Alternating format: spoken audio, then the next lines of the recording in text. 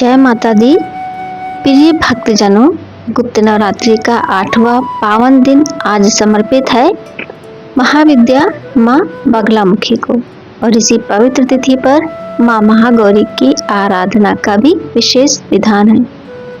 ये दिन शक्ति, विजय, स्तंभन और शुद्धि का प्रतीक माना जाता है।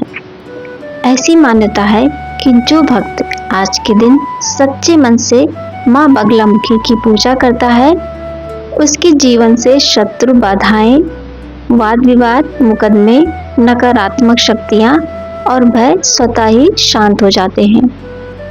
आज की ये कथा न केवल आपकी श्रद्धा को दृढ़ करेगी, बल्कि आपको ये भी बताएगी कि माँ की कृपा से असंभव भी संभव कैसे हो जाता है।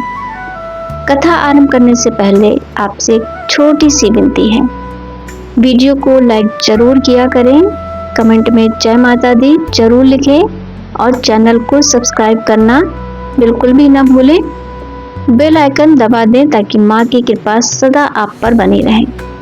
तो आइए मन, वचन और कर्म से माँ का स्मरण करते हुए श्रवण करते हैं माँ बगलामुखी और माँ महागौरी की पावन पौराणिक कथा।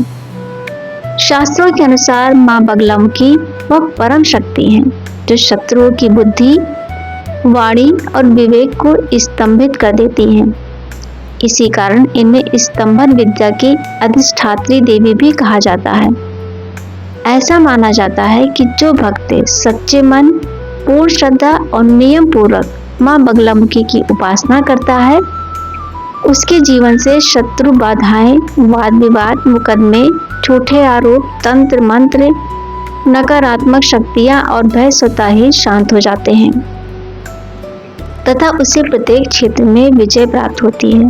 पौराणिक कथा के अनुसार सतयुग में एक समय ऐसा आया जब संपूर्ण ब्रह्मांड में एक अत्यंत भयंकर और विनाशकारी तूफान उत्पन्न हो गया। उस तूफान के कारण पृथ्वी, आकाश और दिशाएं कांप उठी।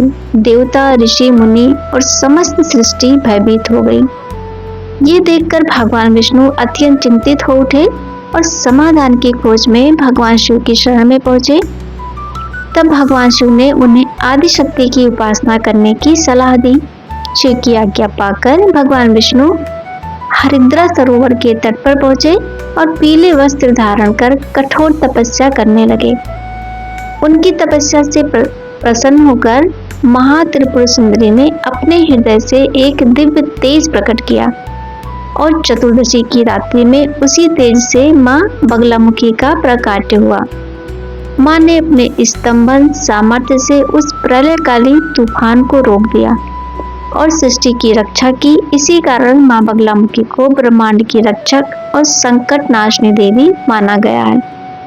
आगे चलकर त्रिकुट नामक एक अत्यंत अहंकारी असुर उत्पन्न हुआ, जिसने ब्रह्मा जी से ऐसे वरदान प्राप्त कर लिए थे कि उसका वध असंभव प्रतीत होता था।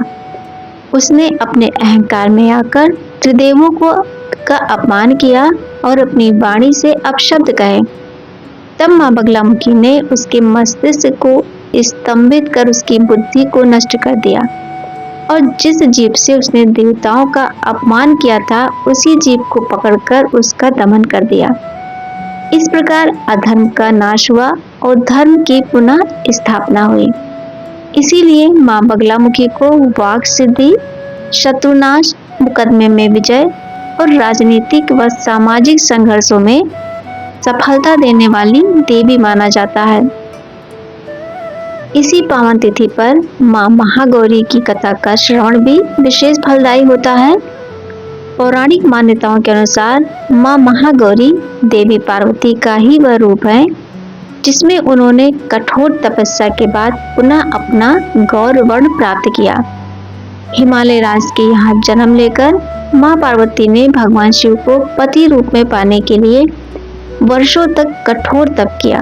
निराहार रहकर, खुले आकाश के नीचे रहकर उन्होंने तपस्या की, जिससे उनका शरीर धूल मिट्टी से ढक गया और रंग श्यामल हो गया, किंतु उनकी भक्ति अडिग रही। अंततः भगवान शिव उनकी तपस्या से प्रसन्न हुए और गंगा जल से उन्हें स्नान कराया। गंगा के पवित्र जल से माँ पार्वती का शरीर पुनः उज्जवल हो गया और वे चंद्रमा के समान गौर वर्णवाली हो गई। तभी से उन्हें माँ महागौरी कहा जाने लगा। माँ महागौरी की पूजा से भक्तों के पाप नष्ट होते हैं, मन और आत्मा की शुद्धि होती है, वैवाहिक जीवन सुखमय होता है और जीवन में शांति, समृद्धि व संतुलन प्राप्त होता है। गुप्त नवरात्रि के इस 8वें दिन जो भक्त सच्चे मन से माँ बगलामुखी और माँ महागौरी का स्मरण करता है, उसके जीवन से बाहरी संघर्ष और आंतरिक अशांति दोनों का नाश होता है। अतः आज के दिन प्रातः स्नान करके पीले या श्वेत वस्त्र धारण कर श्रद्धा पूर्वक माँ की पूजा करनी चाहिए। अंत में माँ से यही प्रार्थना करनी चाहिए कि हे माँ बगलामुखी, हमारी वाणी को शुद्ध करें, हमारी बुद्धि को स्थिर करें और हमारे शत्रुओं को शांत करें तथा हे माँ महागौरी, हमारे जीवन को पवित्रता, शांति और सद्बुद्धि से भर दें। तो दोस्तों, यदि आपको ये पावन कथा प्रिय लगी हो तो इसे दूसरों तक अवश्य पहुंचाएं। माँ का नाम लें, श्रद्धा बनाए रखें और जीवन में धर्म के मार्ग पर चलते रहें। तो एक बार फिर से प्रेम से बोलिए जय माता दी। तो फिर मिलते हैं अगले वीडियो में, तब तक के लिए जय श्री कृष्णा दोस्तों।